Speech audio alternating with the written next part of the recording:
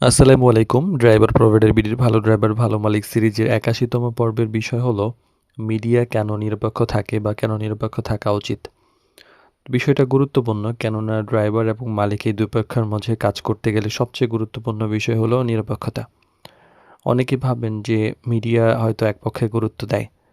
কারণ অনেক সময় এমন অনেকে অভিযোগ করেন এবং সঙ্গে অ্যাকশন না নেওয়ার ফলে মন খারাপ করেন। কিন্তু বাস্তবে একটা পেশাদার মিডিয়া যদি চালাতে হয় সবসময় চেষ্টা করে দুই পক্ষের মধ্যে ভারসাম্য বজায় রাখতে। এতে কি হয় দুই পক্ষের মধ্যে আস্থা বজায় থাকে। মিডিয়ার কাজই হলো সংযোগ তৈরি করা। যদি কোনো এক পক্ষের দিকে ঝুঁকে যায় তাহলে অন্য পক্ষের বিশ্বাস নষ্ট হয়ে যায়।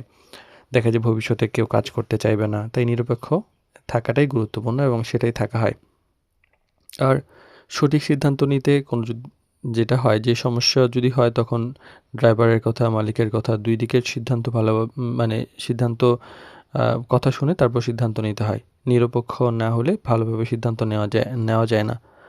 আর পেশাদার একটা পরিবেশ বজায় রাখতে হয়। একটা ভালো সার্ভিস মানে যে শুধু যে কাজ করানো নয় বরং একটা বিশ্বাসযোগ্য পরিবেশ তৈরি করা। নিয়ম সবার জন্য সমান হওয়া উচিত। কারোর প্রতি পক্ষপাত না করা, ন্যায্যভাবে বিষয়টা দেখা।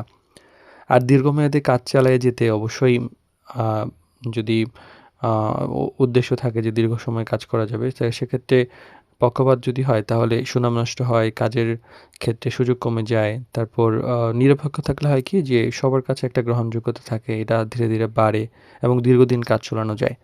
আর ভুল বোঝাবুঝি কমাতেও কিন্তু নিরপেক্ষ থাকাটা অনেক বেশি গুরুত্বপূর্ণ। বরং আবেগ নয়, বাস্তবতার ভিত্তিতে কথা বলা যায়, সমস্যা দ্রুত সমাধান করা যায় এবং একটা কনফিডেন্ট নিয়ে সবসময় ডিল করা যায়। আর মিডিয়ার নিরপেক্ষতা শুধু একটা নীতি নয়, এটা একটা কাজের ভিত্তি। তাই এই ২ পক্ষের দুই পক্ষ যেন নিরাপদ বোধ করে এমন একটা পেশাদার সম্পর্ক তৈরি করে মিডিয়া।